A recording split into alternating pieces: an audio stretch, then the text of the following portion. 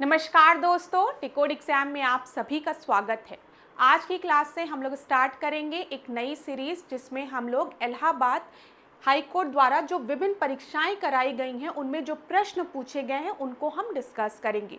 हम आज की क्लास में पीवाईक्यूज डिस्कस करेंगे, पास्ट ईयर्स के क्वेश्चंस को जो कि वेरियस एग्जाम्स में पूछे गए हैं। इलाहाबाद हाई कोर्ट द्वारा ये एग्जाम्स कंडक्ट कराए गए हैं, जैसे आरओ एआरओ के।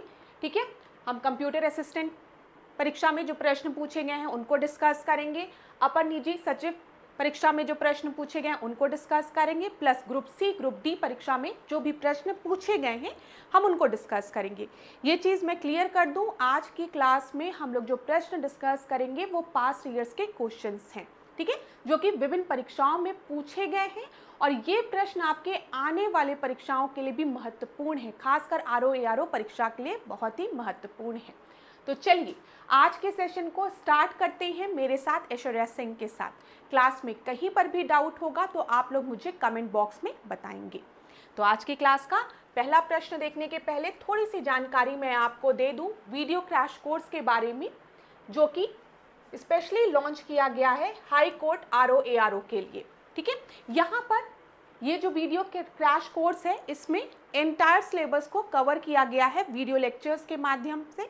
यहाँ पर आपको नोट्स प्रोवाइड की जाएगी, प्लस टेस्ट सीरीज प्रोवाइड की जाएगी, जहाँ पर आप अपने परफॉर्मेंस को इवैल्यूएट भी कर सकते हैं।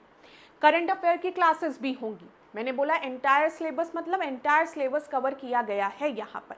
ठीक है, अगर इस कोर्स से रिलेटेड आपको कोई भी इंफॉर्मेशन चाहिए, जानकारी चाहिए, तो आप इस नंबर पर व्हाट्सएप करिए AHCROARO लिखकर, आपको सारी डिटेल प्रोवाइड करा दी जाएगी।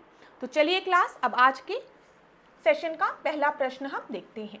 पहला प्रश्न क्या दिया गया है इसको ध्यान से देखिए। पहले प्रश्न को ध्यान से देखिएगा आप लोग, क्या दिया गया है। बहुत ही आसान प्रश्न है ये। Who is the father of Indian constitution? भारतीय संविधान के जनक कौन है? तो आप सभी को पता है भारतीय संविधान के जनक कौन है, डॉक्टर भीमराव अंबेडकर। तो उत्तर क्या सही हो जाएगा? सी आपका सही उत्तर हो जाएगा। Allahabad high court group D exam में पूछा गया प्रश्न है, 2025 में ये प्रश्न पूछा गया था। ठीक है, आगे बढ़ते हैं, अगले प्रश्न को हम देखते हैं। क्लास एक चीज मैं क्लियर कर दूं, इस सीरीज में हम लोग सब्जेक्ट वाइज चलेंगे प्लस टॉपिक वाइज चलेंगे। ठीक है, एक स्पेसिफिक सब्जेक्ट से, स्पेसिफिक टॉपिक से कितने प्रश्न आपके परीक्षा में पूछे गए हैं उन सारे प्रश्नों को हम डिस्कस करेंगे। प्लस कुछ और भी इंपॉर्टेंट पॉइंट्स होंगे जो कि बताना जरूरी है, वो भी मैं आपको बताते हुए चलूंगी। ठीक है, अब दूसरे प्रश्न को हम देखते हैं। यहाँ पर क्या दिया गया है। In Indian polity which one of the following is supreme? निम्नलिखित विकल्पों में से भारतीय राजव्यवस्था में सर्वोच्च कौन है? उच्चतम न्यायालय, सुप्रीम कोर्ट, भारत का संविधान, संसद या फिर राष्ट्रपति? तो ये इलाहाबाद हाई कोर्ट आरओ परीक्षा में पूछा गया प्रश्न है 2022 में। तो आपको पता है इन सब में से सुप्रीम कौन है? हमारे भारत का संविधान, हमारा संविधान। तो बी आपका सही उत्तर हो जाएगा। ठीक है, अगला प्रश्न चले, तीसरे प्रश्न को देखते हैं। क्या दिया गया है यहाँ पर। Who made the following statement about the Indian constitution? Statement दिया है, किसके द्वारा ये स्टेटमेंट दी गई थी, पूछा गया है। Indian constitution strikes a good balance between the extreme rigidity and too much flexibility. ये स्टेटमेंट किसके द्वारा दिया गया है बताइए। BR अम्बेडकर द्वारा, या MB पाइली द्वारा, या फिर अलेक्जेंड्रोविस द्वारा, या फिर KC वीयर द्वारा? बताइए यहाँ पर सही उत्तर आपका क्या है। बोला गया है किसने भारतीय संविधान के संदर्भ में निम्नलिखित कथन को कहा है। भारतीय संविधान अत्यंत अनुमनीय और अधिक लचीलेपन के मध्य बेहतरीन समन्वय है। ये किसने कहा है? तो ये स्टेटमेंट दिया गया है KC वीयर द्वारा। डी आपका सही उत्तर है। ये भी प्रश्न इलाहाबाद हाई कोर्ट आरओ परीक्षा में 2022 में पूछा गया प्रश्न है। चौथे प्रश्न को देखते हैं, क्या दिया गया है। Who among the following was the first finance minister of independent India? ठीक है, निम्नलिखित में से कौन स्वतंत्र भारत के पहले वित्त मंत्री थे, पूछा गया है। अब्दुल कलाम आजाद, ठीक है, CV मालवंकर, फिर सरदार पटेल दिया गया है और RK चट्टी दिया गया है। तो बताइए यहाँ पर आपका सही उत्तर क्या है। यहाँ पर फर्स्ट फाइनेंस मिनिस्टर की बात की है और याद रखिएगा जो RK चट्टी थे वो पहले फाइनेंस मिनिस्टर थे। ठीक है, तो डी आपका सही उत्तर यहाँ पर हो गया। ये भी प्रश्न इलाहाबाद हाई कोर्ट आरओ परीक्षा 2022 में पूछा गया प्रश्न है। अगला प्रश्न देखते हैं। अभी कुछ चीजें एक्सप्लेन करूंगी, 4-5 प्रश्न देखते हैं फिर एक्सप्लेन करती हूं आपको। Which of the following event did not take place in 1948? 1948 में कौन सा इवेंट नहीं हुआ था, ध्यान से सुनिएगा। महात्मा गांधी की हत्या, भारतीय संविधान की स्वीकृति, ठीक है, फिर श्री राजा गोपालचारी भारत के प्रथम गवर्नर बने, और आखिरी दिया है भारत ने लंदन ओलंपिक में हॉकी में स्वर्ण पदक जीता था। तो यहाँ पर 1948 की कौन सी घटना नहीं है, तो आपको पता होना चाहिए कि हमारे संविधान को 1948 में अडॉप्ट नहीं किया गया है। ठीक है, हमारे संविधान को 1949 में अडॉप्ट किया गया है। ठीक है, 26 नवंबर 1949 को। तो यहाँ पर कौन सा नहीं है, तो बी नहीं होगा। ठीक है, तो आपका सही उत्तर बी हो जाएगा। यहाँ पर महात्मा गांधी की हत्या 1948 में हुई है। भारतीय संविधान की स्वीकृति कब हुई है, 1949 में हुई है। श्री राजा गोपालचारी प्रथम गवर्नर कब बने थे, भारतीय जनरल गवर्नर, 1948 में। लंदन ओलंपिक में भारत ने स्वर्ण जीता था, कब, 1948 में। ये भी प्रश्न पूछा गया प्रश्न है। कब पूछा गया है देख लो, इलाहाबाद हाईकोर्ट एपीएस एग्जाम में, मुख्य सचिव एग्जाम में पूछा गया प्रश्न है 2021 में। ठीक है, आगे बढ़ते हैं। वैसे आसान प्रश्न था। कई बार ये प्रश्न पूछा जाता है कि भारतीय संविधान बनकर कब तैयार हुआ, ठीक है, अडॉप्ट कब किया गया, लागू कब किया गया, अभी हम डिस्कस करेंगे। तो ये सारे डेट आपको पता होना चाहिए। चलो आगे देखते हैं। Who was the India's first law minister after the independence? यहाँ पर ध्यान दीजिए, स्वतंत्र भारत के प्रथम कानून मंत्री कौन थे? ये इलाहाबाद हाईकोर्ट एपीएस परीक्षा में 2021 में पूछा गया प्रश्न है। तो पहले लॉ मिनिस्टर कौन थे, प्रथम कानून मंत्री कौन थे, बी आर अम्बेडकर थे। ठीक है, सी आपका सही उत्तर है यहाँ पर। अब यहाँ पर देख लीजिए कुछ और इंपॉर्टेंट पॉइंट। अगर आपसे पूछा जाएगा भारत का प्रथम प्रधानमंत्री कौन थे, तो आप बता लेंगे जवाहरलाल नेहरू। ठीक है, अगर पूछा गया गृह सूचना एवं प्रसारण मंत्री कौन थे, तो आप क्या बताएंगे, सरदार वल्लभ भाई पटेल, पता है आपको। खाद्य एवं कृषि मंत्री कौन थे, डॉक्टर राजेंद्र प्रसाद। शिक्षा अगर पूछा जाएगा तो अब्दुल कलाम आजाद। रेलवे एवं परिवहन की बात किया जाएगा तो जॉन मथाई। उद्योग एवं आपूर्ति की बात किया जाएगा तो श्याम प्रसाद मुखर्जी। क्लास अभी सुनने में आसान लग रहा होगा कि ये सारी चीज़ें हमको पता है, और मैं आपको बता दूं ये आसान भी है और यहाँ से प्रश्न भी बनते हैं। तो इस तरीके के प्रश्न आपके परीक्षा में गलत नहीं होने चाहिए। ये कुछ ऐसे टॉपिक्स होते हैं ना जहाँ से प्रश्न आपके यूपी ट्रिपल एससी के भी परीक्षा में बनते हैं, यूपी पीसीएस के भी परीक्षा में बनते हैं, आरओ एआरओ में भी बनेंगे, बीईओ में भी बनेंगे, विभिन्न परीक्षाओं में यहाँ से प्रश्न बनते हैं, एसएससी की भी परीक्षा में यहाँ से प्रश्न बनेंगे। ठीक है, तो एक बार रिवीजन जरूर कर लीजिएगा। जब प्रधानमंत्री की बात आएगी तो आप सभी को पता है जवाहरलाल नेहरू। जब गृह सूचना एवं प्रसारण की बात आएगी तो आप सभी को पता है सरदार वल्लभ भाई पटेल। जब बात आएगी खाद्य एवं कृषि की तो डॉक्टर राजेंद्र प्रसाद। फिर शिक्षा की बात आएगी तो अब्दुल कलाम आजाद। रेलवे एवं परिवहन की बात आएगी तो जॉन मथाई, और उद्योग एवं आपूर्ति की बात आएगी तो श्याम मुखर्जी। ठीक है, श्याम प्रसाद मुखर्जी। ठीक है, ये याद रखिएगा। चलिए अब यहाँ पर कुछ वन लाइनर क्वेश्चंस को हम जल्दी से रिवाइज कराते हैं आपको। देखिए, संविधान सभा की प्रथम बैठक की अध्यक्षता किसके द्वारा की गई थी, कई बार प्रश्न पूछा गया है। ठीक है, टेम्पररी भी पूछा जाता है यहाँ पर। जैसे बोला गया प्रथम बैठक की अध्यक्षता किसके द्वारा की गई थी, तो आपको पता है किसके द्वारा की गई थी, डॉक्टर सच्चिदानंद सिन्हा द्वारा की गई थी। ठीक है, किसे संविधान सभा का स्थायी अध्यक्ष बनाया गया, तो डॉक्टर राजेंद्र प्रसाद को। यही प्रश्न इसी तरीके से बनता है, कई बार पूछा जाता है कि संविधान सभा की पहली बैठक की अध्यक्षता किसने की थी, तो आप बताएंगे सच्चिदानंद सिन्हा जी का नाम। ठीक है, डॉक्टर सच्चिदानंद सिन्हा जी का नाम। फिर कई बार पूछा जाता है कि जब हम बात करते हैं संविधान सभा की अस्थायी अध्यक्ष कौन थे, तब भी आप डॉक्टर सच्चिदानंद सिन्हा का नाम बताएंगे। और यहीं पर स्थायी की बात करेंगे तो आप किसका नाम बताएंगे, डॉक्टर राजेंद्र प्रसाद बताएंगे। ये बहुत बार पूछा गया प्रश्न है क्लास। ठीक है, किस तिथि को डॉक्टर राजेंद्र प्रसाद को निर्विरोध संविधान सभा के स्थायी अध्यक्ष के रूप में निर्वाचित किया गया था, तो ध्यान रखिएगा 11 दिसंबर 1946 को। बहुत ही महत्वपूर्ण है। ठीक है, संविधान सभा की प्रथम बैठक कब हुई थी, तो कब हुई थी, 9 दिसंबर 1946 को। और कहां पर हुई थी, संसद भवन के केंद्रीय कक्ष में हुई थी। याद रखिएगा, पूछा जाता है संविधान सभा की पहली बैठक किस दिन हुई थी, तो आप क्या बताएंगे? 9 दिसंबर 1946। ध्यान दो क्लास, 9 दिसंबर 1946 को संविधान सभा की फर्स्ट बैठक हुई थी, जिसकी की अध्यक्षता किसने की थी? जिसकी की अध्यक्षता अस्थायी अध्यक्ष ने की थी, जिनका नाम था डॉक्टर सच्चिदानंद सिन्हा। ठीक है, इसके बाद जब 11 दिसंबर 1946 को संविधान सभा की दूसरी बैठक होती है, तो संविधान सभा के स्थायी अध्यक्ष को चुना जाता है, जो कौन थे? जो कि डॉक्टर राजेंद्र प्रसाद थे। ठीक है, क्लियर? चलो, यहाँ पर एक चीज और याद रखना, अगर संविधान सभा के गठन की बात करें तो 6 दिसंबर 1946 को संविधान सभा का गठन हुआ था। ठीक है, पहली बैठक 9 दिसंबर 1946 को हुई थी, डॉक्टर सच्चिदानंद सिन्हा ने इसकी अध्यक्षता की थी।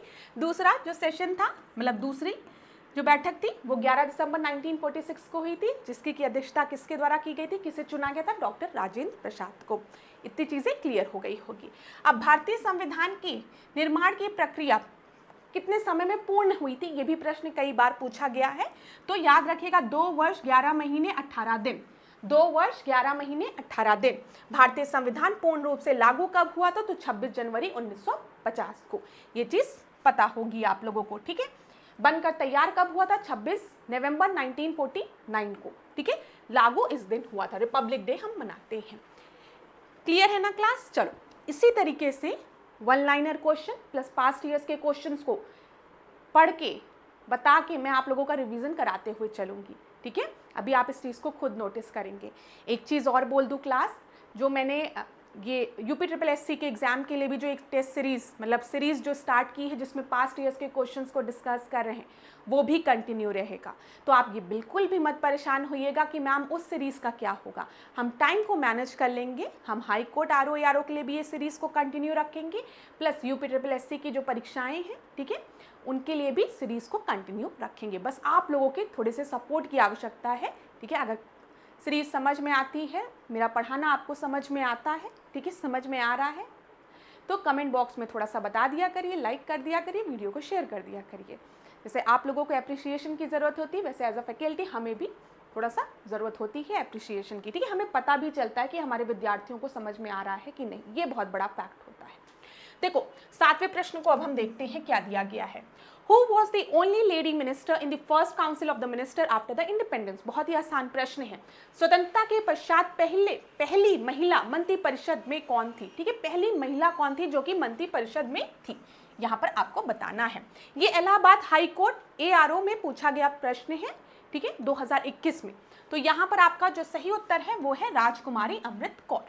ठीक है, डी आपका सही उत्तर है। अब यहाँ पर देख लो, इसका स्क्रीनशॉट ले लो। मैं कहूँगी आप लोग से कि स्क्रीनशॉट ले लो। जैसे आप सभी को पता है, जवाहरलाल नेहरू जो थे वो पहले प्राइम मिनिस्टर थे, ये आप सभी को पता है। प्लस इनके under external affair, Commonwealth relations and scientific research भी आता था।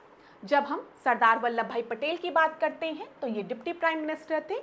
होम अफेयर, गृह मंत्रालय, ठीक है, सूचना मैंने आपको बताया है, ठीक है, इंफॉर्मेशन एंड ब्रॉडकास्टिंग, ये सब किसके अंडर था? सरदार वल्लभ भाई पटेल की। फिर उसके बाद देखो, राजेंद्र प्रसाद की अभी बात हमने की थी, यहाँ पर हमने बताया था कृषि और खाद्य, ठीक है, तो यहाँ पर food and agriculture. BR Ambedkar मैंने आपको बताया था, लॉ, ठीक है। ये सारे प्रश्न पूछे गए हैं आपके वेरियस एग्जाम्स में, पूछे गए प्रश्न है, PYQ है, तो बताओ याद करोगे कि नहीं करोगे? इसीलिए एक ही स्लाइड में सब दे दिया है, स्क्रीनशॉट ले लो और याद कर लो प्लीज क्लास। कोई भी आपसे कहे कि पास्ट ईयर्स के क्वेश्चन रिपीट नहीं होते हैं, उनकी बात बिल्कुल भी मत सुनिए। पास्ट ईयर्स में कहाँ से प्रश्न बने हैं, उस टॉपिक को समझिए, उस सेक्शन को समझिए और उसको पढ़िए डेप्थ में जाके।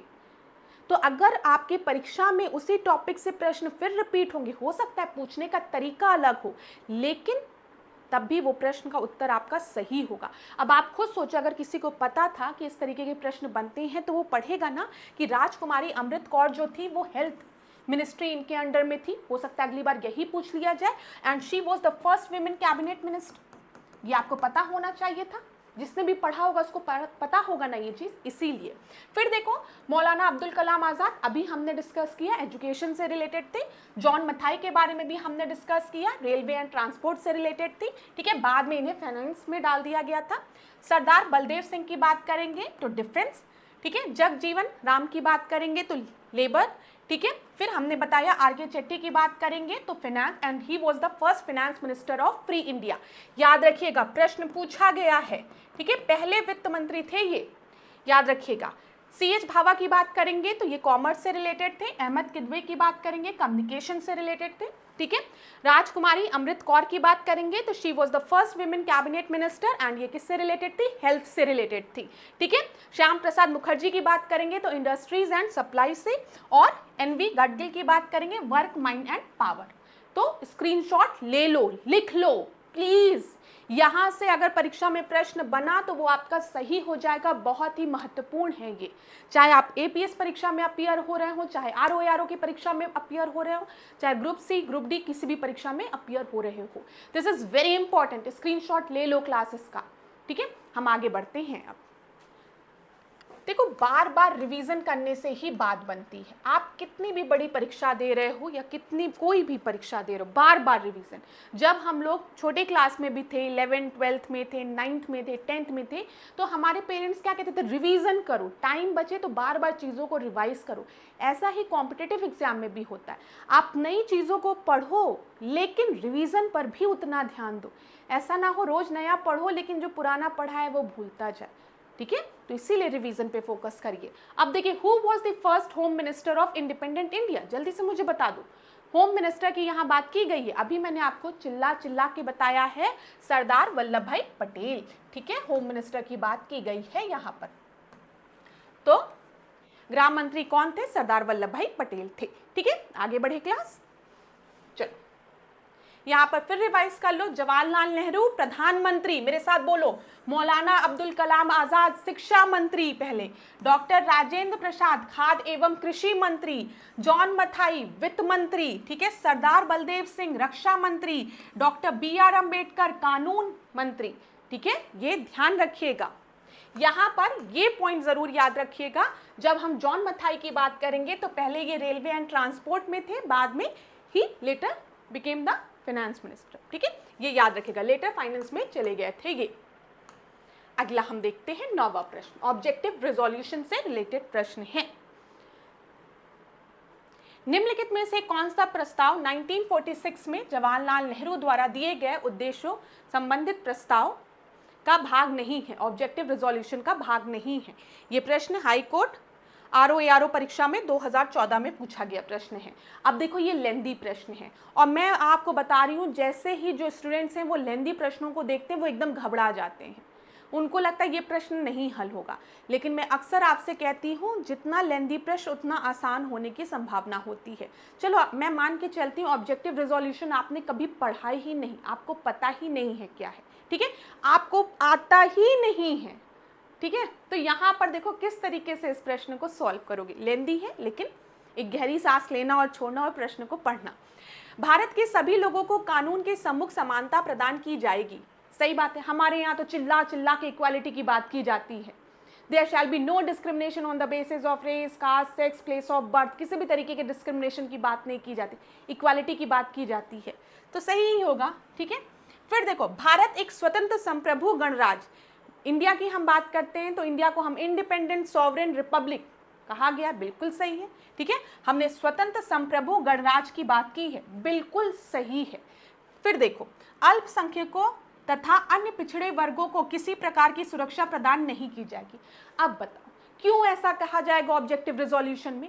एक तरफ हम कह रहे हैं भारत के सभी लोगों को कानून के सम्मुख समानता प्रदान की जाएगी, और दूसरी तरफ हम कह देंगे कि भाई जो अल्पसंख्यक है या अन्य पिछड़े वर्ग है उनको हम किसी भी प्रकार की सुरक्षा प्रदान नहीं करेंगे। ऐसा कहा जाएगा? नहीं कहा जाएगा। और इस प्रश्न का सही उत्तर भी सी था। अब बताओ, आरओ 2014 में कितना आसान प्रश्न था। मैंने कहा ना, कई बार परीक्षा में हो सकता है वो टॉपिक आपने कभी पढ़ा ही ना हो, पहली बार पढ़ा हो, तो उसको भी आप कॉमन सेंस के थ्रू सॉल्व कर सकते हैं। बोला जाता है ना, common sense is not so common, तो वो भी बिल्कुल सही है। इस प्रश्न को जो देखता, घबराता, नहीं पढ़ाता, छोड़ देता, तो वो हम उसके लिए क्या कहते हैं, common sense is not so common, ठीक है। लेकिन जो थोड़ा सा भी हिम्मत रख के इस प्रश्न को पढ़ता, वो इस प्रश्न का उत्तर भी सही दे लेता। तो यहाँ पर 9th का सी आपका सही उत्तर है, ठीक है। यहाँ पर देख लीजिए 1946 में ऑब्जेक्टिव रेजोल्यूशन को, उद्देश्य संबंधी प्रस्ताव को किसके द्वारा पेश किया गया था, जवाहरलाल नेहरू द्वारा। ईयर याद रखिएगा 1946। भारत एक स्वतंत्र संप्रभु गणराज्य होगा, यहाँ पर ध्यान दीजिएगा, ठीक है। फिर उसके बाद सत्ता की सभी शक्तियां जनता में निहित होंगी, ठीक है। फिर भारत का संविधान सभी के लिए सामान्य होगा, भारत के सभी राज्यों को मिलाकर एक संघ राज्य का निर्माण होगा, अल्पसंख्यकों, पिछड़ी जातियों, जनजाति क्षेत्रों के लोगों की सुरक्षा की समुचित व्यवस्था की जाएगी, उनको प्रोटेक्शन देने की बात की गई है। और यही जो ऑब्जेक्टिव रेजोल्यूशन है आगे चलकर प्रीएम्बल आपका बनता है, ठीक है, प्रस्तावना जिसे हम कहते हैं, ये भी याद रखिएगा। चलिए आगे डिस्कस करेंगे, प्रस्तावना से भी रिलेटेड प्रश्न आएंगे टॉपिक वाइज जब हम डिस्कस करेंगे। इस प्रश्न को देखते हैं। अब संविधान सभा से रिलेटेड प्रश्न है, पढ़ते हुए चलते हैं। इलाहाबाद हाई कोर्ट 2022 में पूछा गया प्रश्न है। आरओ में भारत के संविधान को संविधान सभा द्वारा किस दिन पारित एवं अंगीकृत किया गया था, तो बताइए। यहाँ पर अडॉप्ट किया गया था and passed by the constituent assembly, दिया गया है 24 अक्टूबर 1949, 26 नवंबर 1949, ये ध्यान रखिएगा। लेकिन इससे लागू कब किया गया, 26 जनवरी 1950 को, और 26 जनवरी को हम रिपब्लिक डे मनाते हैं, ठीक है, ये चीज़ क्लियर है। अच्छा, यहाँ पर 26 जनवरी वाली डेट इतनी इंपॉर्टेंट क्यों है, कई बार ये प्रश्न पूछा जाता है, क्यों 26 जनवरी ही, ठीक है। तो थोड़ा हिस्ट्री में चलते हैं, बैक में चलते हैं। 1929 के समय की अगर हम बात करें तो 1929 में एक सेशन हुआ था इंडियन नेशनल कांग्रेस का। वो सेशन कहाँ हुआ था आप मुझे बता सकते हैं, वो सेशन लाहौर में हुआ था, ठीक है। तो लाहौर के 1929 के इंडियन नेशनल कांग्रेस के सेशन में जवाहरलाल नेहरू ने रावी नदी के तट पर झंडा गाड़ के क्या बोला था, आज से हम किस चीज़ की डिमांड करेंगे, पूर्ण स्वराज की। आज से हमारी जो डिमांड होगी वो पूर्ण स्वराज होगी, और आने वाले 26 जनवरी को हम किस रूप में मनाएंगे, पूर्ण स्वराज दिवस के रूप में मनाएंगे। तो 26 जनवरी 1930 को पूर्ण स्वराज दिवस के रूप में मनाया गया था, ठीक है। उस दिन से 26 जनवरी हमारे लिए एक बहुत ही अच्छी तारीख मानी जाती थी, एक इम्पॉर्टेंट डेट थी। तो बोला जाता है कि बोला गया कि 26 जनवरी आने वाली है, तो 26 जनवरी को हम क्या करेंगे, जो हमारा कॉन्स्टिट्यूशन बनकर तैयार है उसे लागू करेंगे, ठीक है, ये ध्यान रखिएगा। तो यहाँ पर आपका सही उत्तर क्या हो गया, सॉरी यहाँ पर ये 26 नवंबर, ये ध्यान रखिएगा क्लास, एक मिनट, मैंने आप लोगों को यहाँ पे इसको माइनस करिए, हाँ यहाँ पर ध्यान दीजिए, ये 26 नवंबर टिक होगा यहाँ पर, ठीक है। 26 नवंबर को हमारा संविधान बनकर तैयार हुआ है, और 26 नवंबर को हमारा संविधान बनकर तैयार हुआ और हमने अपने संविधान को अडॉप्ट किया है, जो कि लागू कब से हुआ है, 26 जनवरी 1950 से, ठीक है। ये ध्यान रखिएगा। ये पता नहीं कैसे मैंने दिसंबर मार्क कर दिया, अब इसके पहले मैंने बोला भी दिसंबर है, तो अगर बोला है तो बहुत बड़ी गलती की है, उसको सही कर लेना प्लीज़ क्लास, ठीक है। मैं बाद में उसको थोड़ा एडिट करा दूंगी। ये ध्यान दीजिएगा 26 नवंबर, इसमें गलती नहीं होनी चाहिए। On which day was the Indian constitution adopted and passed by the constituent assembly, तो इट वॉज 26 नवंबर 1949, ठीक है। बी आपका सही उत्तर है, क्लियर है। चलिए आगे बढ़ते हैं अगले प्रश्न पे।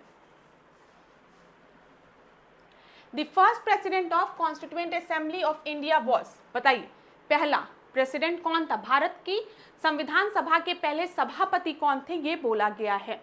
राजेंद्र प्रसाद, सच्चिदानंद सिन्हा, जवाहरलाल नेहरू, मोरारजी देसाई। तो यहाँ पर आपका सही उत्तर क्या होगा, यहाँ पर जो आपका सही उत्तर है, भारत के संविधान सभा के पहले सभापति डॉक्टर सच्चिदानंद सिन्हा थे। बी आपका सही उत्तर है, ठीक है। मैंने आपको बताया है ये चीज कि 9 दिसंबर 1949 को जब संविधान सभा की पहली बैठक हुई थी, तो उसकी अध्यक्षता किसने की थी, डॉक्टर सच्चिदानंद सिन्हा ने की थी, ये याद रखिएगा, ठीक है। बाद में जब 11 दिसंबर 1946 में जो दूसरी बैठक होती है, उसमें डॉक्टर राजेंद्र प्रसाद को संविधान सभा का जो स्थायी अध्यक्ष चुना जाता है, अगला प्रश्न देखते हैं, who among the following was the constitutional adviser to the constituent assembly. निम्नलिखित में से कौन संविधान सभा के संवैधानिक सलाहकार थे? तो बताइए संविधान सभा के संवैधानिक सलाहकार कौन थे? सच्चिदानंद सिन्हा, बी.एन. राव, एच.एन. कुंजरू या फिर वी.एन. मेनन। तो यहाँ पर आपका सही उत्तर क्या है? कॉन्स्टिट्यूशनल एडवाइजर की बात की गई है और कॉन्स्टिट्यूशनल एडवाइजर थे बी.एन. राव, ये याद रखिएगा। बी आपका सही उत्तर है। 12th का सही उत्तर क्या है? बी आपका सही उत्तर है। आगे बढ़े, who was the temporary president of constituent assembly. तो बताइए who was the temporary president of the constituent assembly. अभी हमने देखा है संविधान सभा के कार्यकारी अध्यक्ष कौन थे, तो वो थे डॉक्टर सच्चिदानंद सिन्हा। सी आपका सही उत्तर है। ठीक है, अगला प्रश्न देखिए, which portfolio was held by doctor Rajendra Prasad in the interim government form in year 1946। तो यहाँ पर बोला गया डॉक्टर राजेंद्र प्रसाद द्वारा 1946 में जो गठित अंतरिम सरकार के अंतर्गत किस पद पर इन्होंने ये कार्यरत थे। डॉक्टर राजेंद्र प्रसाद की बात की है तो मैंने आपको बताया है कृषि एवं खाद्य। सी आपका सही उत्तर है। यहाँ पे ये सारी चीजें डिस्कस की गई है। ये इलाहाबाद हाई कोर्ट में पूछा गया प्रश्न है 2021 में, ध्यान रखिएगा। ठीक है, यहाँ पर देख लीजिए, जब हम रक्षा मंत्रालय की बात करेंगे तो बलदेव सिंह, जब हम शिक्षा की बात करेंगे तो सी राजा गोपालचारी, और फिर यहाँ पर जब हम बात करेंगे राष्ट्रमंडल संबंध एवं विदेश मामलों की तो जवाहरलाल नेहरू। ये याद रखिएगा। यहाँ पर जो आपको याद रखना है, ये हम बात कर रहे हैं अंतरिम सरकार की बात कर, हम इंटरिम गवर्नमेंट की बात कर रहे हैं। ठीक है, क्लियर है ना। चलो 1946 में जो इंटरिम गवर्नमेंट बनी थी उसकी बात हम कर रहे हैं। अगले प्रश्न को देखिए, when was the Indian constituent assembly established. तो इंडियन कॉन्स्टिट्यूएंट असेंबली आपकी कब एस्टैब्लिश हुई थी? मैंने आपको बताया है 6 दिसंबर 1946 को कॉन्स्टिट्यूएंट असेंबली आपकी बनी थी। ठीक है, 9 दिसंबर 1946 को इसकी पहली बैठक हुई थी, जिसकी अध्यक्षता किसने की थी? डॉक्टर सच्चिदानंद सिन्हा ने की थी। फिर यहाँ पर हम अगर आएंगे तो ध्यान दीजिएगा 11 दिसंबर 1946 को जो दूसरी बैठक हुई थी उसमें कौन चुने गए थे? डॉक्टर राजेंद्र प्रसाद चुने गए थे आपके स्थायी अध्यक्ष के रूप में। ठीक है, और अगर आपसे पूछा जाएगा यहाँ पर कि उपाध्यक्ष कौन चुने गए थे, अध्यक्ष तो आपको पता है डॉक्टर राजेंद्र प्रसाद चुने गए थे, अगर उपाध्यक्ष की बात पूछा जाएगा तो आप एस.सी. मुखर्जी का नाम बताएंगे। चलिए अगला प्रश्न हम देखते हैं। अच्छा, यहाँ पर इस प्रश्न में कोई भी ऑप्शन आपका सही नहीं था क्योंकि 6 दिसंबर होना चाहिए। हाँ, पहली बैठक कब हुई थी, फर्स्ट सिटिंग अगर पूछा जाता तब आपका उत्तर 9 दिसंबर 1946 हो जाता। अगला हम देखते हैं 16th क्वेश्चन को, ध्यान से देखिए यहाँ पर, who among the following headed the advisory committee on fundamental right, minorities and tribal and exclude areas, a committee under the constituent assembly. चलिए यहाँ पर क्या बोला गया है, निम्नलिखित में से किसने मौलिक अधिकारों, अल्पसंख्यकों और जनजातियों और वर्जित क्षेत्रों की सलाहकार समिति जो कि संविधान सभा के एक संस्था का नेतृत्व किया था, संस्था है उसका नेतृत्व किया था, इसका उत्तर आप लोग बताइए। चलिए पढ़ लीजिए, वीडियो को पॉज कर लीजिए क्लास और प्रश्न का उत्तर बताइए क्या यहाँ पर सही होगा। ये 16th क्वेश्चन है। तो यहाँ पर जो आपका सही उत्तर होगा वो होगा वल्लभ भाई पटेल। ठीक है, बी आपका सही उत्तर होगा। मैंने इसके पहले भी आपको ये चीज बताई है। तो वल्लभ भाई पटेल इस प्रश्न का सही उत्तर है। आगे बढ़े, आगे बढ़ने के पहले हम देख लेते हैं संचालन समिति की जब हम बात करेंगे तो डॉक्टर राजेंद्र प्रसाद, संघ शक्ति समिति की जब हम बात करेंगे तो जवाहरलाल नेहरू, प्रारूप समिति की जब हम बात करेंगे तो बी.आर. अम्बेडकर। ठीक है, अल्पसंख्यक उप समिति की जब हम बात करेंगे तो एस.सी. मुखर्जी, याद रखिएगा। तो क्लियर हो गया। चलिए आगे बढ़ते हैं अगले प्रश्न में। 17th क्वेश्चन को देखिए क्या दिया गया है यहाँ पर, The first session of the Constituent Assembly was held in, अभी थोड़ी देर पहले हमने डिस्कस किया है जो पहला सेशन था कॉन्स्टिट्यूएंट असेंबली का वो कब हुआ था, 9 दिसंबर 1946 को। यही प्रश्न बार बार रिपीट किया जा रहा है। अगला प्रश्न देखते हैं, who was not the member of the constituent assembly, कौन कॉन्स्टिट्यूएंट असेंबली के मेंबर नहीं थे बोला गया है। तो के.एम. मुंशी थे, ठीक है, एन गोपाल स्वामी आयंकर भी थे, ठीक है, टीटी कृष्णमचारी भी थे, लेकिन एमएच बेग नहीं थे।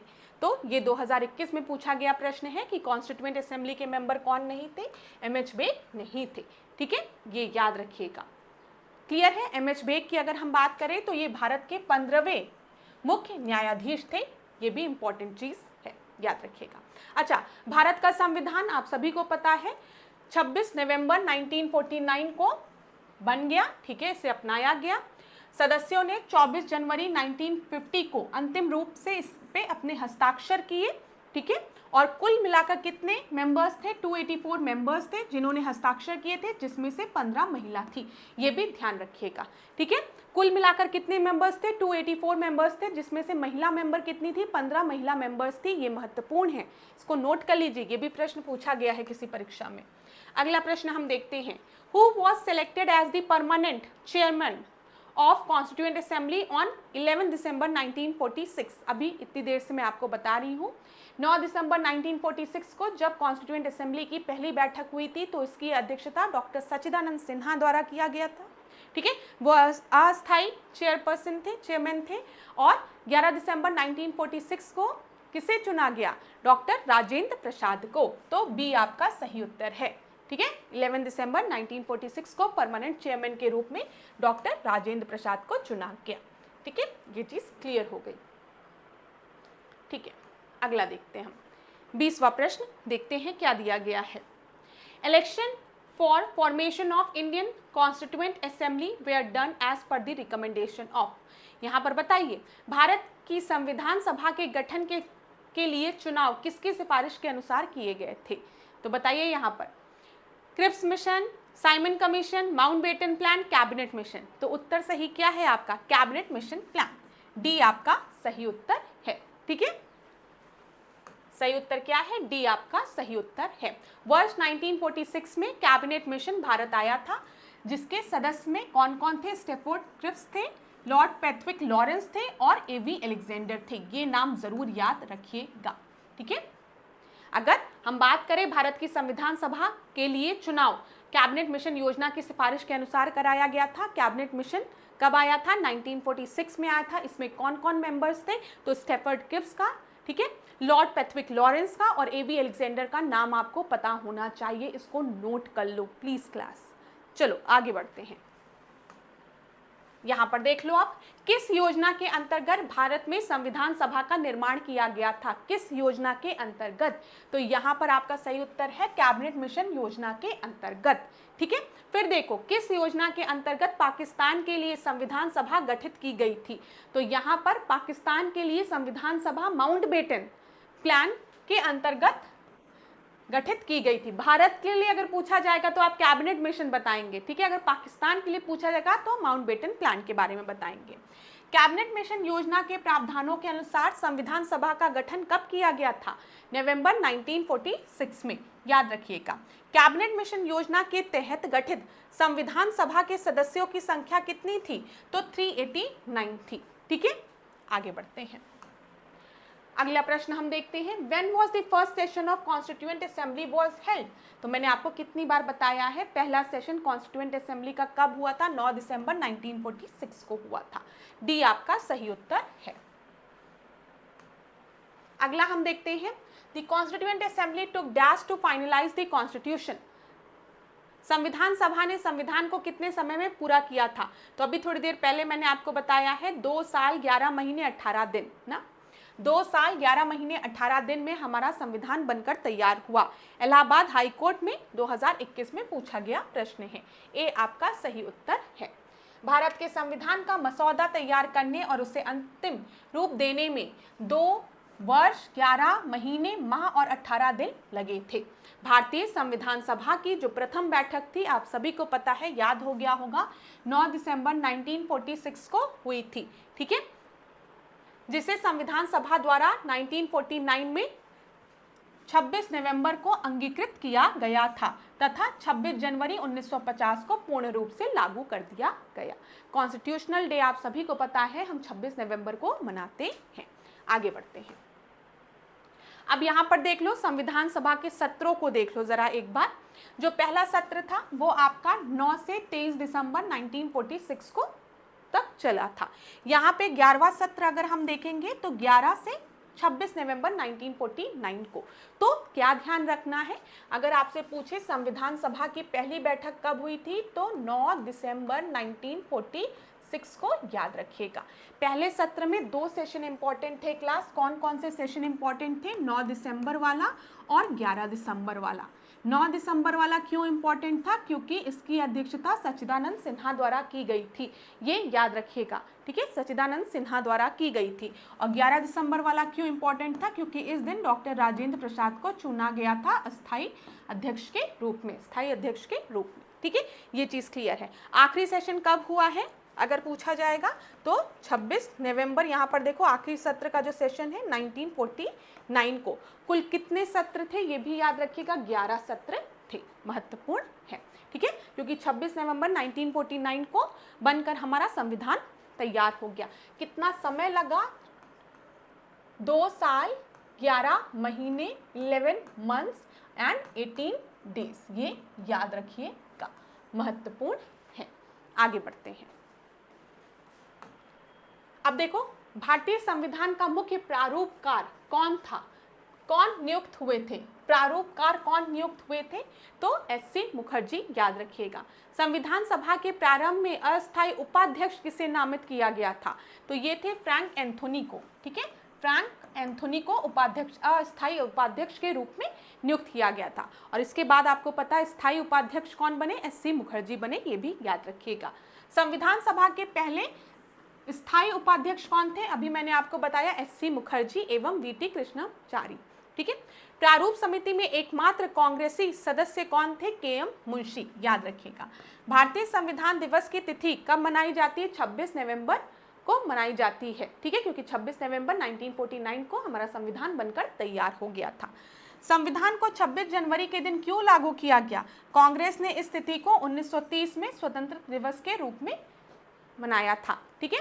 1929 का जो कांग्रेस का लाहौर सेशन था उसमें कांग्रेस ने डिक्लेयर किया था कि आने वाले 26 जनवरी को हम पूर्ण स्वतंत्रता दिवस के रूप में मनाएंगे, ठीक है, 26 याद रखिएगा, 26 जनवरी को। यहाँ पर 1929 का जो कांग्रेस का सेशन हुआ था लाहौर में, ठीक है, उसमें कांग्रेस ने डिक्लेयर कर दिया था कि आज से जो हमारा डिमांड है वो पूर्ण स्वराज का है, ठीक है, स्वराज यानी आज से हम पूर्ण स्वराज की मांग करते हैं। अब डोमिनियन स्टेटस हमको चाहिए ही नहीं, अब हम पूर्ण स्वराज की मांग करेंगे और आने वाले 26 जनवरी को हम पूर्ण स्वराज दिवस के रूप में मनाएंगे। इसीलिए 26 जनवरी की जो डेट है वो बहुत इंपॉर्टेंट है। चलो, Indian constitution was adopted by constituent assembly, governor general, British parliament, Indian parliament. 19/12/2021 में पूछा गया प्रश्न है ARO में, तो याद रखिएगा Indian constitution was adopted by constitution assembly, ठीक है, संविधान सभा द्वारा इसे अपनाया गया था, ये ध्यान रखिएगा, ए आपका सही उत्तर होगा। देखिए, संविधान निर्माताओं द्वारा निर्मित भारतीय संविधान को संविधान सभा द्वारा 26 नवंबर 1949 को अपनाया गया था, जबकि 26 जनवरी 1950 को इसे संपूर्ण देश में प्रवृत्त किया गया था, लागू किया गया था, ठीक है। हमने बता दिया आपको कितना समय लगा, 2 साल 11 महीने 18 दिन लगा, ठीक है।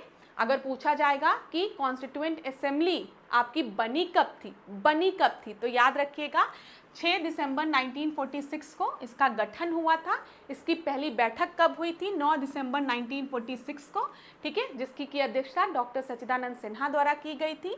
दूसरी जो बैठक हुई थी 11 दिसंबर 1946, इसकी अध्यक्षता स्थायी सदस्य किसके द्वारा की गई थी? स्थायी अध्यक्ष डॉक्टर राजेंद्र प्रसाद द्वारा। ये सारी चीज़ें मैंने आपको अब एकदम याद हो गई होगी, ठीक है। अगला प्रश्न हम देखते हैं, who presided as a speaker at inaugural session of the constituent assembly in 1946। बताइए, जो इनॉग्रल सेशन हुआ था, मतलब जो 9 दिसंबर 1946 को जो सेशन हुआ था, उसकी अध्यक्षता किसने की थी?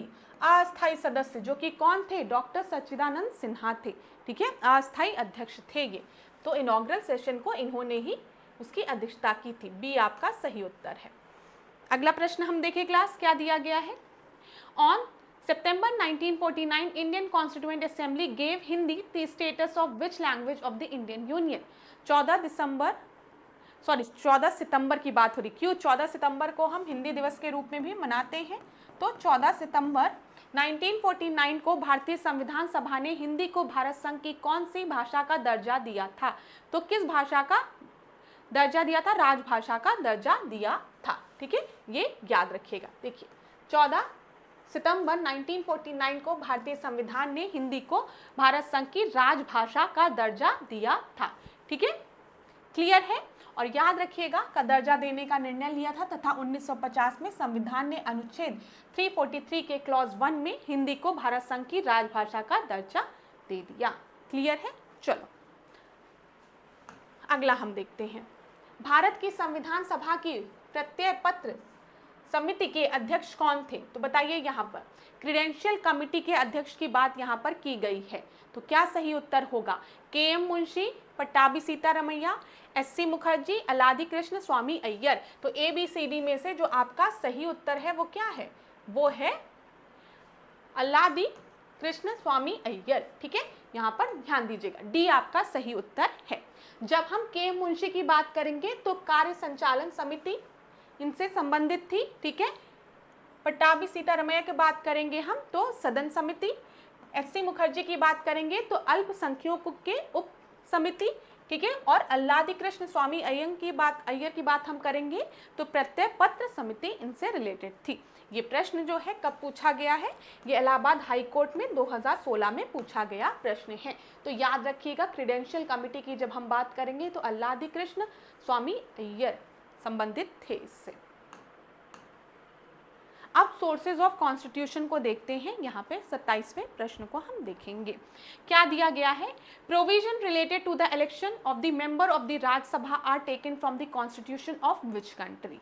ठीक है, जापान के संविधान से, दक्षिण अफ्रीका के संविधान से, USA के संविधान से या फिर आयरलैंड के संविधान से। हमने राज्यसभा के सदस्यों के चुनाव की बात की है। ठीक है, इलाहाबाद हाई कोर्ट 2022 में पूछा गया प्रश्न है। तो ध्यान रखिएगा, राज्यसभा के सदस्यों के चुनाव से रिलेटेड जो प्रावधान है वो हमने लिया है कॉन्स्टिट्यूशन ऑफ साउथ अफ्रीका से, दक्षिण अफ्रीका के संविधान से। बी आपका सही उत्तर है। ठीक है, क्लियर है? चलो यहाँ पर देख लो कुछ इंपॉर्टेंट चीजें, इसको मैं रिवाइज करा दूं आपको। जैसे दक्षिण अफ्रीका के संविधान की हम बात करेंगे तो यहाँ पे संविधान संशोधन की प्रक्रिया, ठीक है, कॉन्स्टिट्यूशनल अमेंडमेंट की प्रक्रिया जो है वो हमने दक्षिण अफ्रीका के संविधान से ली है। प्लस राज्यसभा के सदस्यों का निर्वाचन भी हमने कहाँ से लिया है? दक्षिण अफ्रीका के संविधान से लिया है। सोवियत संघ के संविधान से मूल कर्तव्य प्रस्तावना में सामाजिक, आर्थिक, राजनीतिक न्याय का आदर्श हमने कहाँ से लिया है?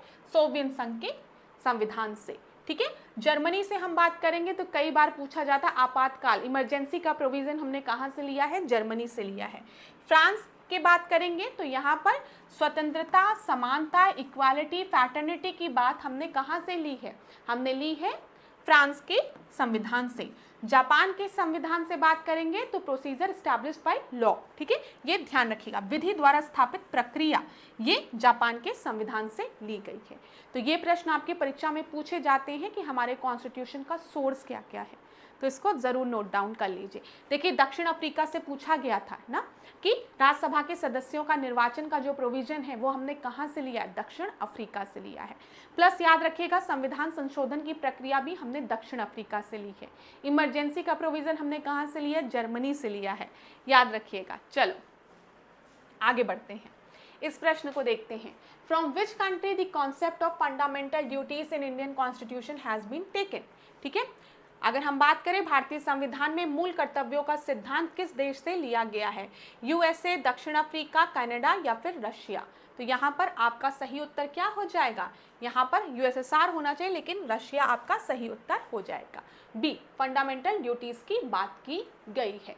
ठीक है, अच्छा, फंडामेंटल ड्यूटीज़ की बात करें तो फंडामेंटल ड्यूटीज़ को हमारे संविधान में किस संविधान संशोधन द्वारा जोड़ा गया है? तो 42nd कॉन्स्टिट्यूशनल अमेंडमेंट एक्ट द्वारा जोड़ा गया है। ठीक है, ये याद रखिएगा। ठीक है, जब मूल कर्तव्यों को जोड़ा गया था हमारे संविधान में तो कितने मूल कर्तव्य थे? 10 मूल कर्तव्य थे। अब एक और मूल कर्तव्य हो गया है तो 10 + 1, आज टोटल कितने फंडामेंटल ड्यूटीज हैं? 11 फंडामेंटल ड्यूटीज हैं। ठीक है, ये सब चीज़ें याद रखिएगा। किस कमेटी ने रिकमेंडेशन दी थी मूल कर्तव्यों को हमारे संविधान में जोड़ने की? तो स्वर्ण सिंह कमेटी ने। वैसे क्लास अभी मैं आपको अलग अलग भी ये टॉपिक्स पढ़ाऊंगी ना, फंडामेंटल राइट्स से जो प्रश्न पूछे जाते हैं, फंडामेंटल ड्यूटीज़ से जो प्रश्न पूछे जाते हैं। ठीक है, तो ये सारी चीज़ें डिस्कस होगी, डीपीएसपी, फिर प्राइम मिनिस्टर, प्रेसिडेंट से रिलेटेड जो प्रश्न होते हैं। तो थोड़ा सा बस मैंने जानकारी दे दिया कि आपको पता होना चाहिए। जब हमारे संविधान में मूल कर्तव्यों को जोड़ा गया था तो उस समय 10 थे, आज 11 है। ठीक है, बाद में जब राइट टू एजुकेशन आया तो एक और मूल कर्तव्य जोड़ दिया गया 86 कॉन्स्टिट्यूशनल अमेंडमेंट एक्ट के तहत। ठीक है, और बेसिकली जो हम बात करते हैं फंडामेंटल ड्यूटीज़ की, तो ये हमारे संविधान में जोड़ा गया है। किस कमेटी के रिकमेंडेशन पे? स्वर्ण सिंह कमेटी के रिकमेंडेशन पे। चलो, इमरजेंसी प्रोविजन कहाँ से लिया गया है? मैंने आपको बता दिया है, इमरजेंसी प्रोविजन जो है वो जर्मनी से लिया गया है। सी आपका सही उत्तर हो जाएगा। अच्छा, अगर हम इमरजेंसी की बात करें तो भारत में कितने तरीके की इमरजेंसी की बात की गई है? 3 तरीके की इमरजेंसी की बात की गई है। आर्टिकल 352, आर्टिकल 356 और 360। तो पहला क्या है? नेशनल इमरजेंसी की हम बात करते हैं, हम राष्ट्रीय आपातकाल की बात करते हैं। ठीक है, 356 में कॉन्स्टिट्यूशनल मशीनरी जब फेल होती है, संवैधानिक तंत्र के विफल होने पर जो आपातकाल लगता है, ठीक है, जिसे हम राष्ट्रपति शासन भी कहते हैं, प्रेसिडेंट रूल भी कहते हैं, आर्टिकल 356 हो गया। फाइनेंशियल इमरजेंसी 366 हो गया, वित्तीय आपातकाल। क्लियर है ना? चलो, सारी चीज़ें डिस्कस भी होगी आगे के क्लासेस में। अब आगे बढ़ते हैं अगले प्रश्न पे। In Indian constitution the concurrent list has been taken from which of the following? तो कॉन्करेंट लिस्ट की बात की गई है, समवर्ती सूची की बात की गई है। तो समवर्ती सूची हमने कहाँ से ली है? समवर्ती सूची हमने ऑस्ट्रेलिया से ली है, याद रखिएगा। समवर्ती सूची, कॉन्करेंट लिस्ट कहाँ से ली गई है? ऑस्ट्रेलिया से ली गई है। अगर हम बात करें तो डी आपका सही उत्तर है। ठीक है, ध्यान से सुनिएगा। अगर हम भारत में बात करें 7th शेड्यूल की, 7th शेड्यूल की, ठीक है, 7th शेड्यूल की, तो 7th शेड्यूल में 3 लिस्ट दी गई है। संघ सूची, जिसे कि हम यूनियन लिस्ट कहते हैं, ठीक है, फिर उसके बाद स्टेट लिस्ट, जिसे राज्य सूची कहते हैं, और एक समवर्ती सूची होती है। ये पता है ना? संघ सूची की जब हम बात करते हैं तो उसमें किसका अधिकार होता है? जो संघ है, जो सेंटर है, उसके पास पावर होता है डिसीजन लेने का। ठीक है, जब राज्य सूची की बात करते हैं उसमें जो सब्जेक्ट्स दिए रहते हैं उसमें किसका अधिकार रहता है? राज्य का अधिकार होता है, स्टेट का। और समवर्ती सूची में दोनों का अधिकार होता है। ठीक है, तो ये याद रखिएगा। समवर्ती सूची, कॉन्करेंट की अगर हम बात करेंगे तो ये कहाँ से लिया गया है? ऑस्ट्रेलिया से लिया गया है। अगला देखते हैं हम 31st क्वेश्चन को। 31st क्वेश्चन को ध्यान से देखिए। विच of the following was the biggest source of the constitution of India? ठीक है, निम्नलिखित में से कौन भारतीय संविधान के लिए एक बड़ा शोध था? ये बोला गया है। The government of India act 1990, the government of India act 1935, the Indian independence act 1947, the government of India act 1953। तो यहाँ पर आपका सही उत्तर क्या है? हम बात करते हैं कि भारत के संविधान में जो ज़्यादातर प्रोविज़न है वो कहाँ से लिया गया है? गवर्नमेंट ऑफ इंडिया एक्ट 1935 से। ठीक है, तो बी आपका सही उत्तर है। अगला प्रश्न देखें। लिबर्टी, इक्वालिटी एंड फ्रेटर्निटी, ठीक है, हम बात करें स्वतंत्रता, समानता एवं बंधुत्व किस क्रांति द्वारा अनुप्रेरित है? ये बोला गया है। तो अभी हमने डिस्कस किया फ्रांसीसी, तो बी आपका सही उत्तर हो जाएगा। अगला देखें, 33rd प्रश्न को देखिए। इन the Indian constitution of India the parliamentary system of government is taken from. तो अगर हम बात करें यहाँ पर संसदीय प्रणाली की, तो संसदीय प्रणाली हमने ये प्रोविजन कहाँ से लिया है? तो ब्रिटेन से लिया है। ठीक है, तो ब्रिटिश कॉन्स्टिट्यूशन से लिया है। सी आपका सही उत्तर है। अगर हम यूएसए की बात करेंगे तो वहाँ पे प्रेसिडेंशियल रूल है ना। ठीक है, अगला हम देखते हैं। Federalism in the Indian constitution has been taken from which country? UAE, Australia, USA या फिर कनाडा? ठीक है, तो यहाँ पर फेडरलिज्म की बात की गई है, फेडरेशन की बात की गई है। तो हमारे यहाँ का जो फेडरेशन है वो हमने लिया है कनाडा से, ये प्रोविजन लिया है। ये प्रश्न 2 बार पूछा गया है। ठीक है, पीए एग्जाम में स्टेनो के 2017 में भी पूछा गया है और ध्यान रखिएगा 2021 के भी परीक्षा में पूछा गया प्रश्न है ये। ठीक है ना क्लास। चलिए, तो डी आपका सही उत्तर है यहाँ पर। अच्छा, एक चीज़ मैं बता दूं, जब भी हम संघ की बात करते हैं, हम फेडरलिज्म की बात करते हैं, तो यहाँ पर डिवीजन ऑफ पावर की बात करते हैं, शक्ति के वितरण की बात करते हैं, किसके किसके मध्य, सेंटर और स्टेट के मध्य। ठीक है, ये ध्यान रखिएगा। हम डिवीजन ऑफ द पावर की बात करें between the centre and the state, तो ये एक फेडरल फीचर है। अगर हम भारत की बात करें तो भारत में भी अभी हम लिस्ट की बात कर रहे थे 7 शेड्यूल, तो स्टेट लिस्ट और सेंट्रल लिस्ट है जिसमें शक्ति का विभाजन किया गया कि स्टेट अपना कार्य करेगा, सेंटर अपना कार्य करेगा। लेकिन हाँ, ध्यान रखिएगा, हमारे यहाँ जो फेडरलिज्म का फीचर है उसमें ये फीचर नहीं है कि स्टेट जब चाहे सेंटर को छोड़ दे। ठीक है, ये ध्यान रखिएगा। यूएसए में अगर हम देखेंगे वहाँ पे भी फेडरेशन है, ठीक है, लेकिन वहाँ के फेडरेशन में स्टेट अगर चाहे तो वो सेंटर से अलग हो सकता है, लेकिन हमारे यहाँ ऐसा नहीं है। हमारे यहाँ यूपी, एमपी या फिर कोई अदर स्टेट आके ये नहीं कह सकता कि अब हम अलग हो जाएंगे भारत से, ऐसा नहीं। ठीक है, ये ध्यान रखिएगा। तो डिवीजन ऑफ द पावर है, ठीक है, फेडरल फीचर्स हैं हमारे यहाँ, लेकिन अलग होने की शक्ति नहीं है, हम सब भारतीय हैं। चलो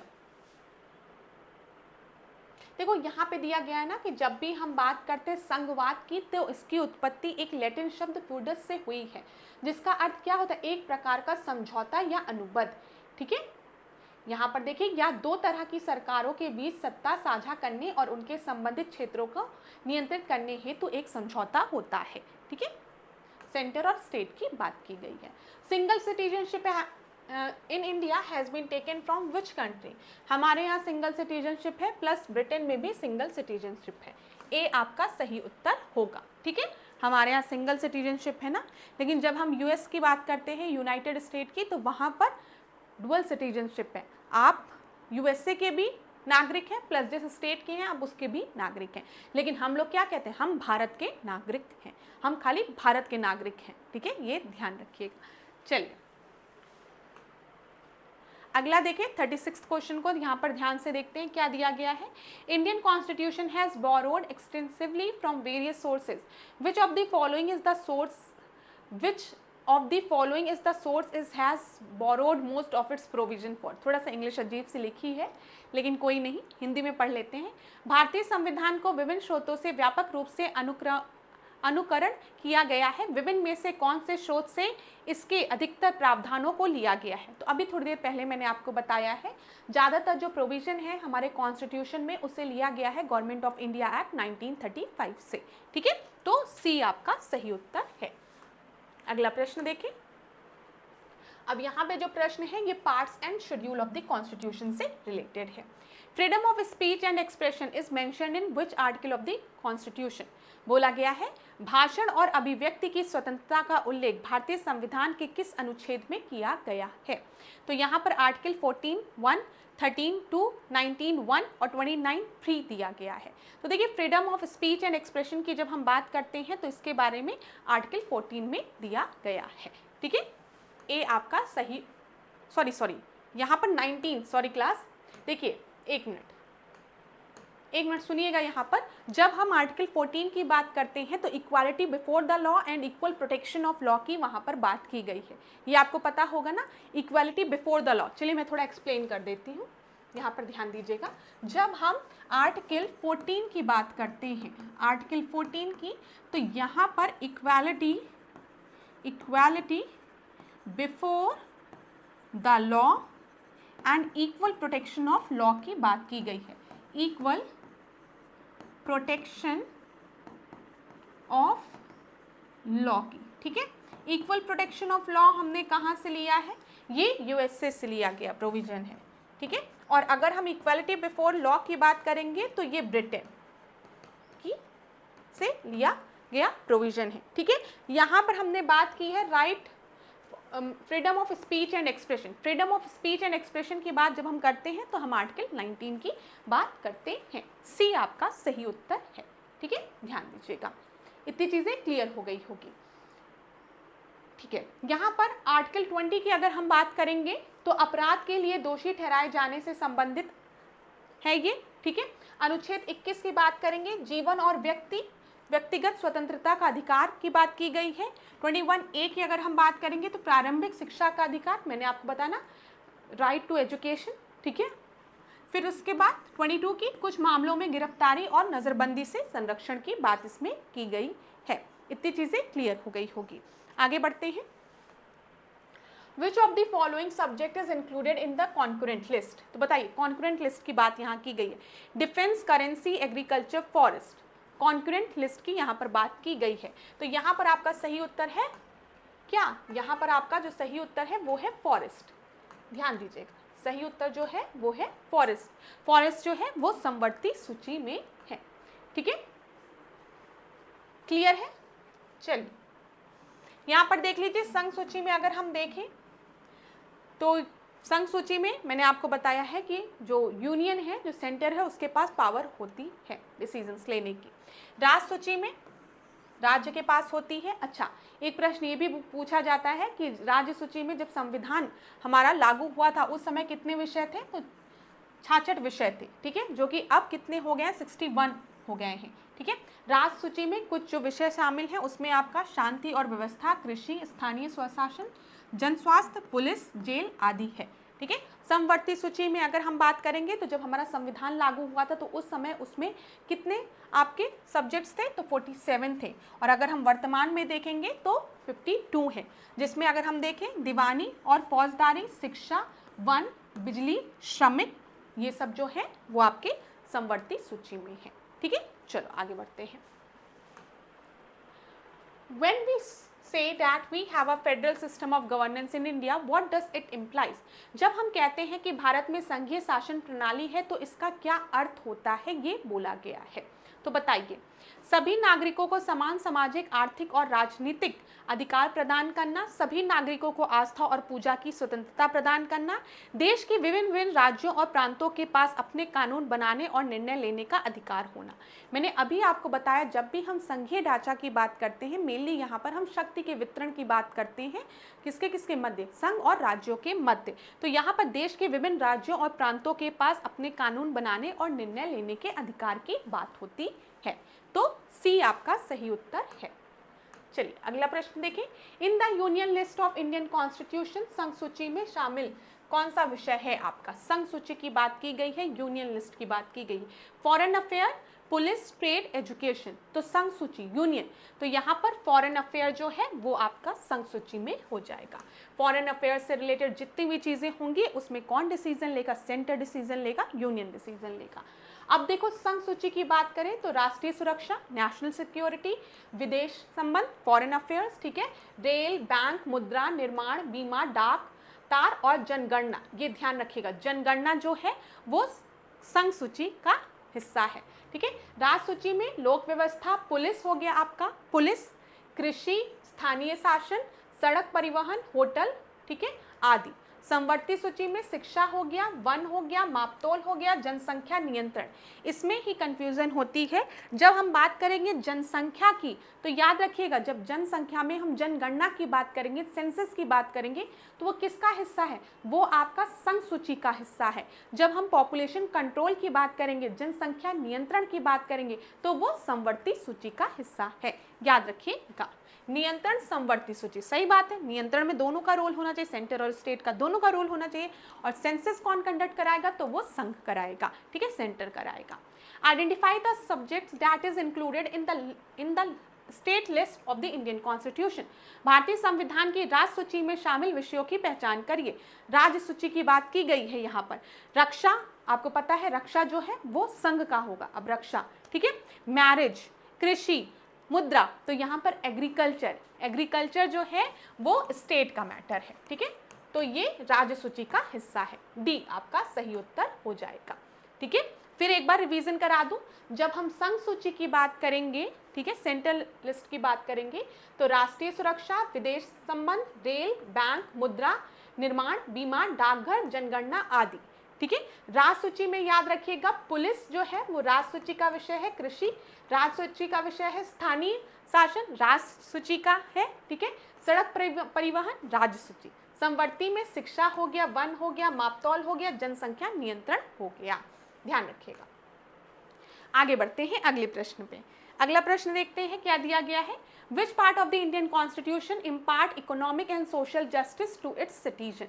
देखिए, इकोनॉमिक एंड सोशल जस्टिस की यहाँ पर बात की गई है, यहाँ पर आर्थिक और सामाजिक न्याय की बात की गई है।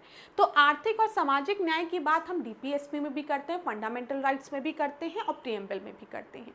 और ये सारे टॉपिक में आने वाली क्लासेस में PYQ के माध्यम से, MCQ के माध्यम से आपको कवर कराऊंगी, तो इसकी चिंता आप नहीं करेंगे।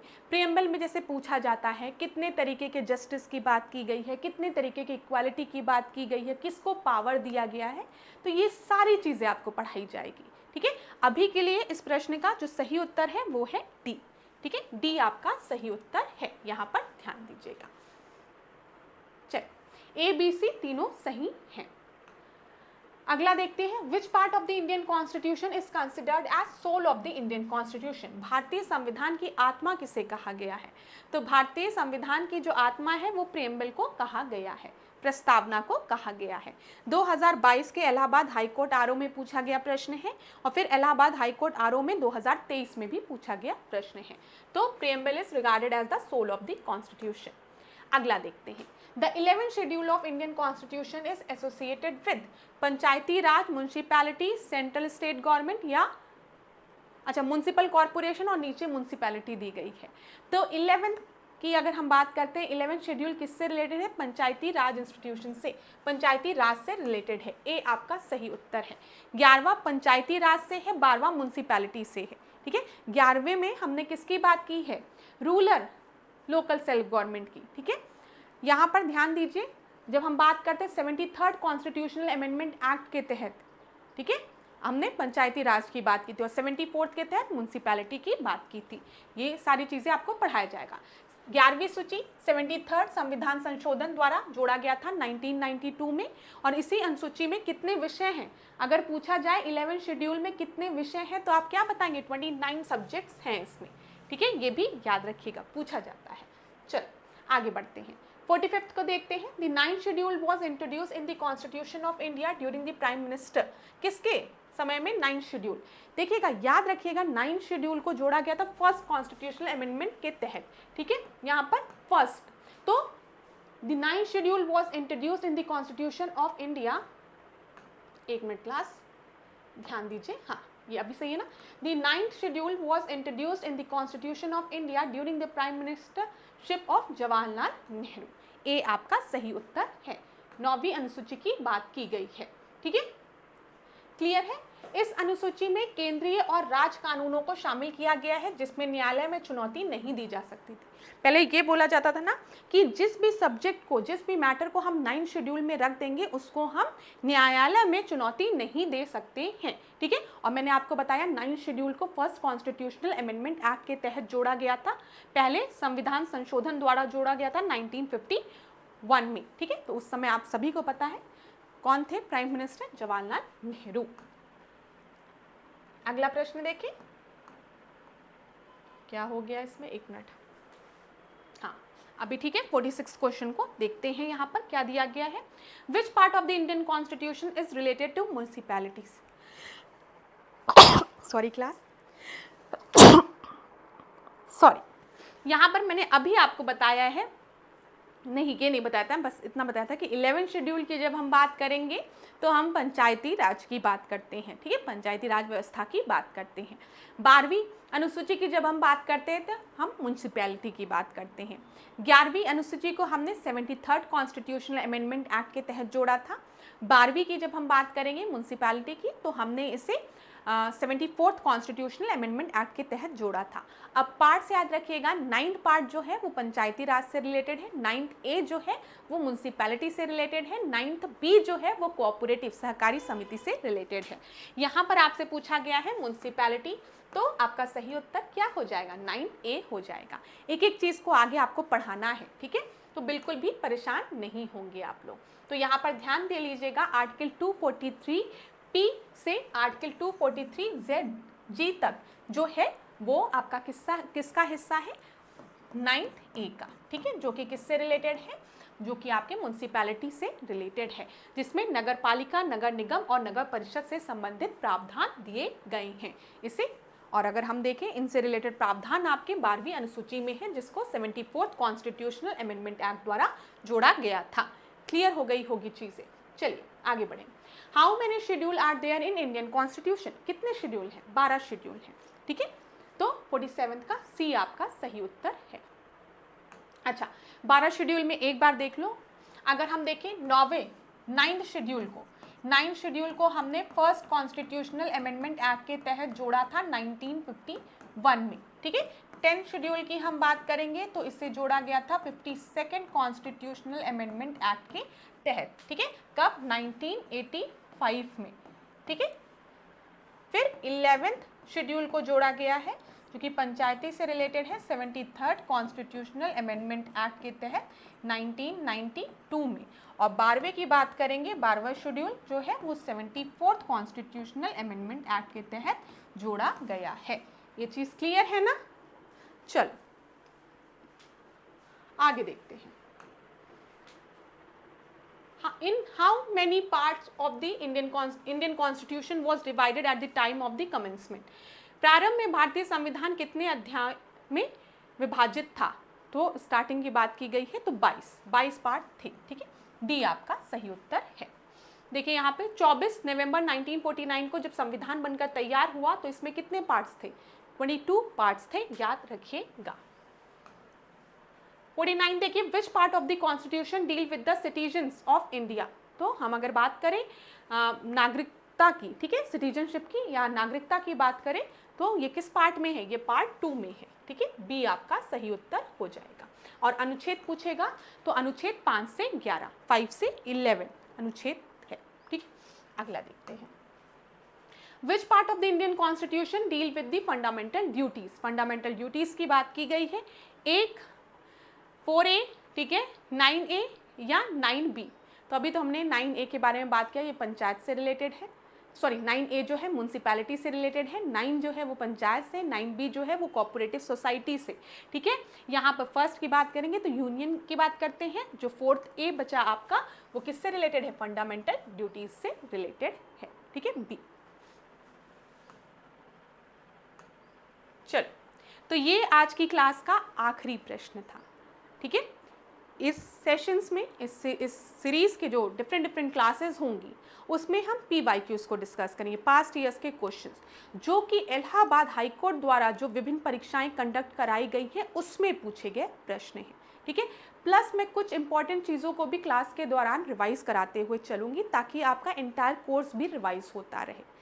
तो कुछ क्वेश्चंस भी पूछूंगी, कुछ होमवर्क भी दूंगी, प्लस हम लोग कुछ एक्स्ट्रा टॉपिक्स पे डिस्कस करते हुए चलेंगे ताकि प्रॉपर रिवीजन हो, आपका सिलेबस का रिवीजन हो।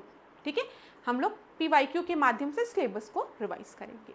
तो चलो क्लास, आज के सेशन को यहीं पे एंड करेंगे। नेक्स्ट क्लास में आपसे मिलेंगे नए प्रश्नों के साथ, मतलब वही नए प्रश्न जो PYQs हैं, जो कि विभिन्न परीक्षाओं में पूछे गए हैं, लेकिन नए टॉपिक के साथ हम लोग नए प्रश्नों को देखेंगे। तब आज के सेशन को यहीं पे एंड करते हैं मेरे साथ ऐश्वर्या सिंह के साथ। कहीं पर भी डाउट हुआ होगा तो कमेंट बॉक्स में ज़रूर बताइएगा, और क्लास कैसी लगी ये भी कमेंट बॉक्स में बताइएगा। जो UPSSC वाले बच्चे हैं, ठीक है, जो लेखपाल परीक्षा की तैयारी कर रहे हैं वो लोग भी परेशान नहीं होंगे, उनकी भी क्लासेस चलती रहेगी। दोनों क्लासेस को हम लोग रेगुलर लेते रहेंगे ताकि हाई कोर्ट RO वाले बच्चों को भी दिक्कत ना हो, साथ ही साथ जो लेखपाल में अपीयर होने वाले उनको भी दिक्कत ना हो। तो अब आज के सेशन को यहीं पे एंड करेंगे, नेक्स्ट क्लास में मिलेंगे आपके साथ। तब तक खूब पढ़िए, खूब आगे बढ़िए, अपने स्वास्थ्य का ध्यान दीजिए, और अंत में जाते जाते ऐश्वर्या मैम एक ही चीज़ कहती हैं, खुद पर विश्वास रखना सीखिए। ठीक है, खुद पर विश्वास रखना मतलब कि मैं इस परीक्षा में उत्तीर्ण हो सकता हूँ, इस परीक्षा को क्वालिफाई कर सकता हूँ, कर सकती हूँ। इस आत्मविश्वास के साथ पढ़ाई करिए, परिश्रम करिए, जीवन में सफलता आपको ज़रूर मिलेगी। माता पिता के आशीर्वाद पर, ईश्वर के आशीर्वाद पर और खुद पर भरोसा रखिए, जीवन में आप बहुत आगे जाएंगे। ठीक है, धन्यवाद क्लास, खूब पढ़िए, खूब आगे बढ़िए, डिकोड एग्जाम के साथ बने रहिए। धन्यवाद।